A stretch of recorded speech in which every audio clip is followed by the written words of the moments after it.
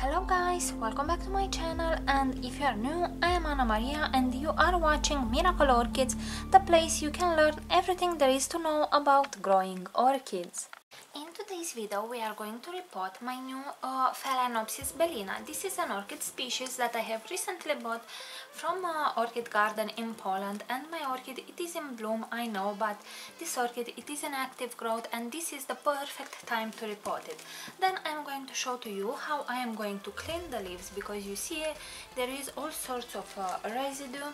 So I will use this sprayer from Dr. Soil with a bio spray for orchid leaves, which does contains urea and some soap, which and some silicone, I believe, which will keep the pests away from your orchids. This is a treatment for orchids. Actually, it strengthens the orchid because it has urea, so a source of nitrogen, but it also keeps away the pests from your orchid, because it will make the cells of your orchid, so the leaves, more strong, more thick. So with that being said, guys, let's get ahead and repot the orchid.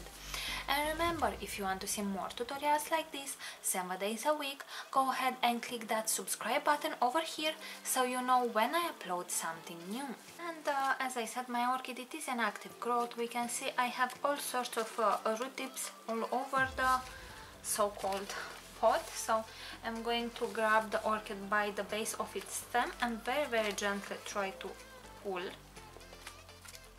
if this will be possible. If not, I will just cut away this plastic thingy, but I will first try to grab it, because I believe it is possible.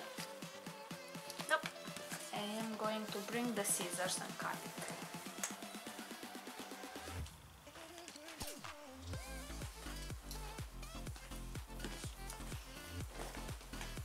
Or you know what, I believe that my cutting tool here is even better, so there we go. Let's see if it wasn't enough, but this should be okay. And there we go. My orchid, it is potted in moss, and the moss seems actually fresh, but I prefer the orchid to grow in my preferred medium, which is in semi-hydro. I will put the orchid into this self-watering pot with a wick. This one, it is from Santino, but this time this was not provided to test out by the ones or by my friends from Grodinar.ro, but I actually bought it from the shop because I needed this size. So we are going to use it. We can see that my orchid is quite big, so if I put this inside, it kind of fits perfectly, if you know what I mean. So I believe the orchid will be just happy. So now very gently I will try to remove this moss. I suspect it is much more moss than the orchid needs, but this orchid actually loves growing in moss. That is the way she grows in nature, and I preferred to take it out, because usually the old moss stays in the middle, and the shop or the seller won't remove it when they repot the orchid. They will just put the orchid into a bigger pot, put more moss or media around it, and the older moss will make this media acidic. I don't think that is good. An acidic medium usually holds the orchid back from absorbing calcium. An acidic medium is a medium which is having a pH under 5.5, and the calcium is better absorbed at pHs of 6, 6.5, 7 and even 7.5. So that is why I prefer semi-hydro. Semi-hydro has a neutral pH. So calcium is a very important nutrient in the orchid world, and actually very few people know about that. ever since I learned about it and started to provide extra calcium for my orchids grow so much better. They have so many directions of growth, you cannot imagine. So if I had in the past an orchid with only one directions of growth, once I started to provide calcium and warmer temperatures, so more light also, my orchids started to have 3-4 directions of growth. My orchids now are becoming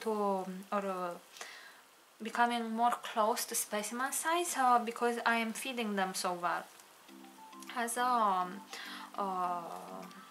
fertilizer, I am using MSU fertilizer, which already has calcium, but now and again, especially when the orchid I see it should be kicking into growth, I am providing some calcium with some magnesium separate. I am not adding it anymore to the same mixture, or at least that is what I hope I will do. So if you use calcium with MSU, you should use calcium nitrate if you want more calcium for your orchid. If you want to use something like Calmag, you should not use it at the same time with the MSU, because you will create an imbalance in the orchid nutrition, and then other nutrients won't be able to be absorbed by the orchid. So remember that if you want to provide extra calcium, try to find a liquid calcium like Cana, like I use. It is a calcium nitrate that will provide some nitrogen also for the orchid, but your main goal, it is calcium. Calcium will not affect never in a bad way your orchid, so you can just give it and the orchid will absorb it as much as it needs, but it will not be overload, let's say, in the pot. But if you put magnesium, that will add up, and you don't want that. It is very important when you repot orchids in semi-hydro that you are conscious about the fact that if you have any wound on the roots, that root has a high chance of dying. So for example, here I have some roots which you can see. Here I have a string, this is the actual root, and the velamin is lacking. Usually only on Phalaenopsis orchids these roots can actually survive. On the other orchids those roots will die. But on Phals they will survive, so I will just leave it like that, but most probably in a short time this part of the root will die. Until then she will have it there. I will try to make as less wounds as I can in the roots, because as I said, any wound will get or has a very high chance of conducing the root to rotting. So we don't want that. So I am pretty much done now. I was afraid the orchid might have snails, even though I did not see active signs of it, but you never know. And because she has so many roots, I really did not want it to risk to have munching roots, or even worse, some slugs to munch off my pretty spikes and blooms. So I will go ahead now and rinse the orchid with water to clean off the rest of the medium. I will cut off the mushy roots like this one here. Then I will spray the orchid with hydrogen peroxide 3%, which will kill any snail or snail egg that might be on this orchid. That is a good antifungal agent also, and an antibacterial agent. And then I will let the orchid fizz for about 3 minutes, time in which I will clean off my tray, and I'm going to show to you how I am going to actually repot the pretty orchid that I have.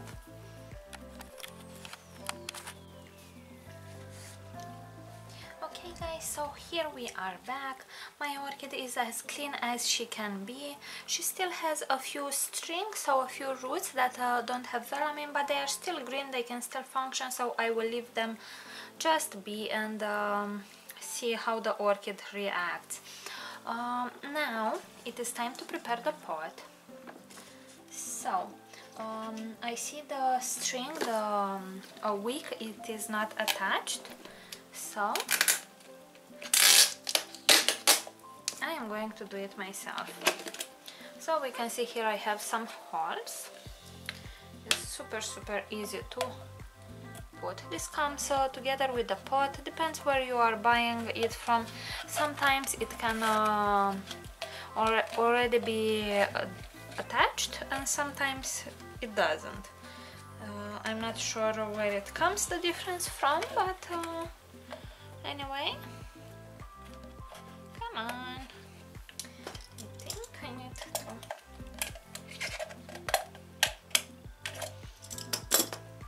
It still had a bit of plastic from the manufacturer. The wick is made from synthetic material, so it will not rot in time. There we go. So this is going to get inside like this, and now I am going to put the orchid. Now we don't have to worry about putting the roots directly in the water, because the reservoir is under the inner pot, so that is no problem. So all I am going to do now, it is add these leca beads inside the potting, inside the pot. Okay, I forgot to show to you something. When I was showering the orchid, I have discovered here, I hope you can see this little formation. I have a little keiki, and I'm sure this is not a spike, because a spike will not grow from this place. Not sure how well you're seeing this on camera. So I'm so happy. The spikes grew from here. So the next place for a spike would be more up on the stem. So that is a little baby. I will have more Phalaenopsis Bellina. I'm so happy. Okay guys, and my orchid is already potted. It looks super nice. For watering, I will only need to watch through this little window, and if it seems that it is empty, I will just fill it up. It is super easy to do. And as I said, I am going to clean off the leaves of my orchid. So I will use this spray. This spray is super helpful for orchid, but unfortunately I don't like the nose. This is making big droplets, and the soap is creating some shiny spots, and I don't like that. I have tested it in the past and I don't like the sprayer, so I'm going to wipe with a cotton pad with this substance. Now if you just want to clean it and have a nice shine on your orchid, and prevent the pests from let's see, considering your orchid appealing, you can just wipe it without considering the part of the day you are doing that. If you want the urea to be absorbed into the leaf, consider that Phalaenopsis orchids are opening their pores during the night time. So I would wipe the leaves when it is already dark outside. You can see the orchid was quite dirty, so I will go ahead and clean off all the leaves and I will come back. Okay guys, and here we are back. You can see that the leaves of my orchid are a lot more shiny, but I still have a lot more work to do. This is not the fault of the sprayer, not at all, but the orchid has been sprayed before shipping with a sort of a fungicide, I believe, a copper fungicide, which left very hard to take off residue. It is kind of rough in texture. I can see it here, for example. I still have it, so in time it will go away. I will need to wipe the leaves much more than this, a few times, but that is okay for me. I am happy that they sprayed it. It is a good practice to have a regular fungicide and bactericide treatment, especially before shipping, because on shipping orchids are prone to diseases. So with that being said, I am very happy with how the orchid was shipped. I am happy with how the repotting came out. I'm not happy though that this spike seems to be broken, and when I have repotted, I saw a little bud which was broken, and that seems to have been broken by the tip. I'm not sure if it broke only the bud or the tip of the actual spike too. So we are going to see what is going to happen. In the worst case, I'm going to see more blooms from this spike, because this has its tip in its place. I'm going to go ahead and test this out as well on my Phalaenopsis hybrids and species, I believe. I don't have all that many, so I think I have about maximum 15 Phalaenopsis all together with hybrids and species, so I can safely do the experiment and see if they are less attacked by any sort of pest, and if it helps my orchid in any way. What I would like it is that it is creating a shine on the orchid. It is an actual film which protects the orchid from any pest, and the soap has a specific smell. It is not the soap you buy to clean your dishes, but it is a natural type of soap from a tree. So that is quite interesting to see the effect on the long run, and the urea and everything. So I'm going to see if I find an improvement. And other than that, a few care tips for Phalaenopsis Bellina would be that this orchid likes warm temperatures, so the correct range would be from 18 Celsius during the night to 30-35 Celsius. If the orchid is well hydrated. This orchid doesn't fuss at all about humidity, so it would be okay from 35 to 85%, let's say. She does like much more nutrients and water than a hybrid. I have seen most of the times when I'm purchasing Phalaenopsis species, especially Bellina, Violacea or their hybrids, these ones with the pretty leaves, they come with a deficiency of nitrogen and magnesium, and those orchids were fertilized too, so I think they require more. In semi-hydro, I am fertilizing every week with 250 ppm of nitrogen, so the total amount would be about 350, I believe, of ppm. But if you're growing your orchid in organic medium, I think you should fertilize this orchid every week with about 250 ppm, and rinse the root system with or actually soak the whole root system in clean pure water about once every 3 to 4 waterings, so you make sure you dissolve any salt buildups. For reflowering this orchid, you don't need to do anything. This orchid usually flowers during the summer, as you can see. It is already autumn, but she did flower during the summer, and she does require a bit more light than a normal Phalaenopsis would, but their leaves can burn very easily, so make sure you shade it. And with that being said, guys, I don't know what else to tell you, so please leave a comment down below if you have any questions or you want to share with me any experiences. Thank you very much for watching, and see you all next time. Bye!